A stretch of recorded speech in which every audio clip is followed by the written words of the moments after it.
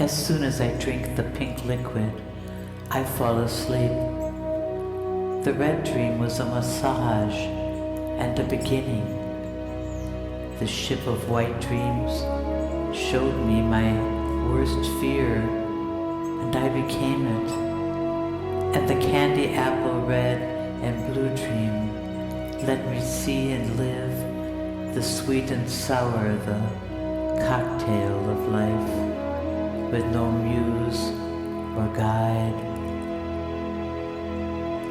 When I saw the fluted crystal glass of pink liquid, I felt an excitement rise up as to where this dream will take me.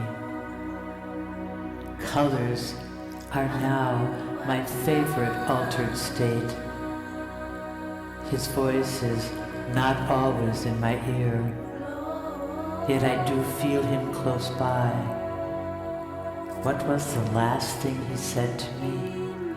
Ah, yes, he said, "Dance and be glorious."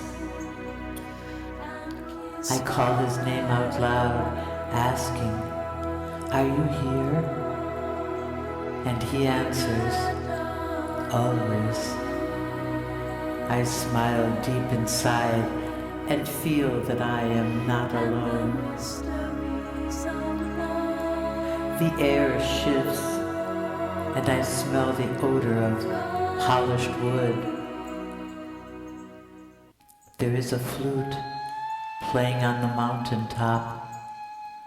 I am moving straight up a wooden cylinder, climbing higher and higher.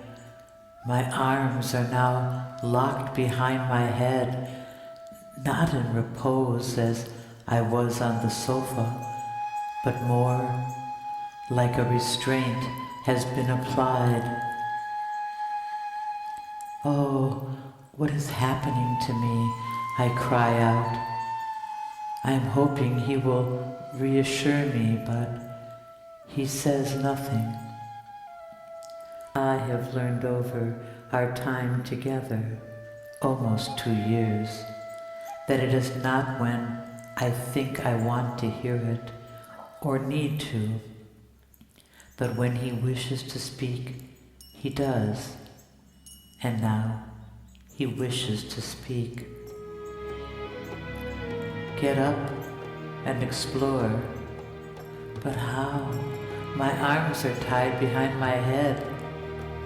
I hear his smile when he says, "No, they are not. Just lower them. You tied yourself up again." As always, he is right, and I can easily lower them, which I do. I hear him call me from below, "Come down."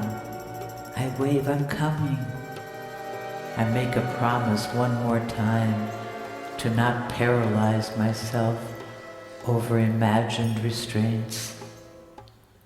I am very high up now, and the stairway seems to be endless. Descending, I hear music playing, and I can imagine a room full of elegant couples. I even imagine that he takes corporal form and stretches out his hand and asks me to dance. I know this will never be, but my heart skips a beat, seeing us revolving around and around. I am a pink dove falling down gracefully. I am floating down more than falling, all in slow motion.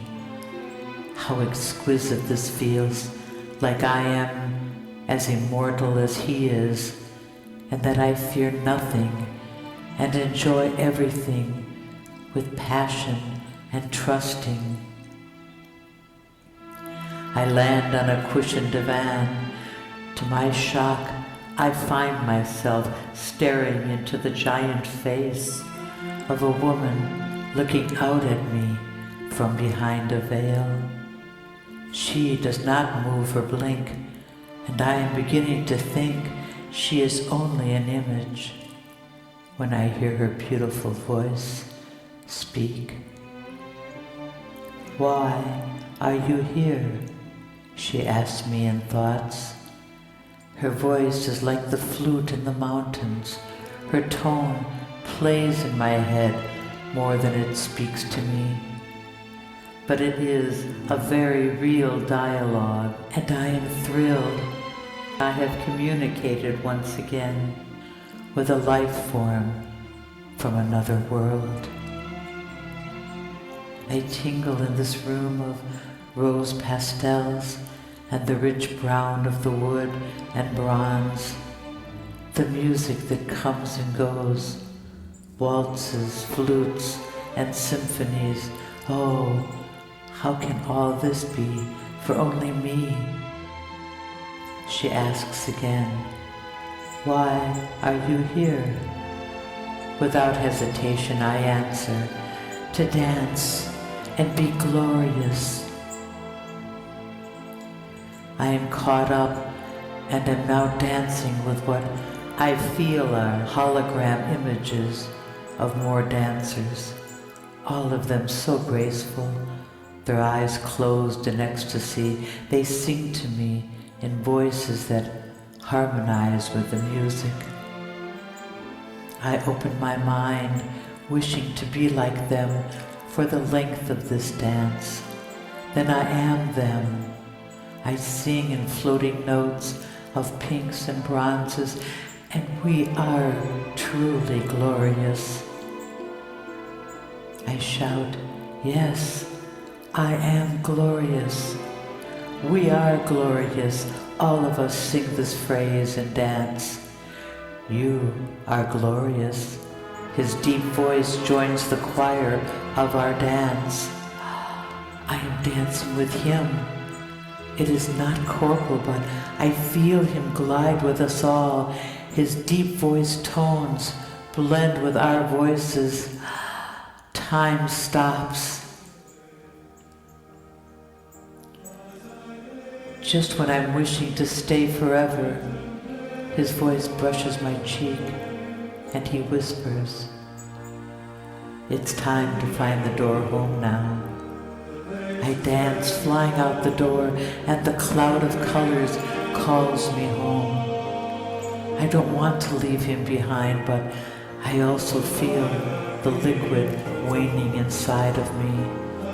How will you get back? I ask him. I am already back, he smiles. Come. The colors become a churning wind, and I at first brace myself against it, but it takes me anyway.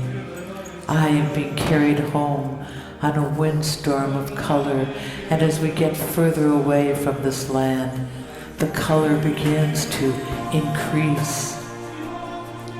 Thank you, I whisper, twisting and turning on pale pastels of lifting clouds, and I begin to grow sleepy.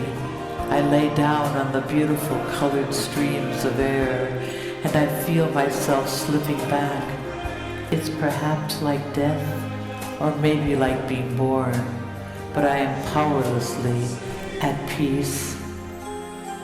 I open my eyes, and I'm staring at the familiar dark patterns of my bedspread. I feel his presence wrap over me and hold me in silence. I realize I am falling in love with him. I am ready to die for him, if that's what it takes to be with him forever. Then his voice admonishes me as I fall into a dreamless sleep. No, I show you life. You must always choose the dance over death.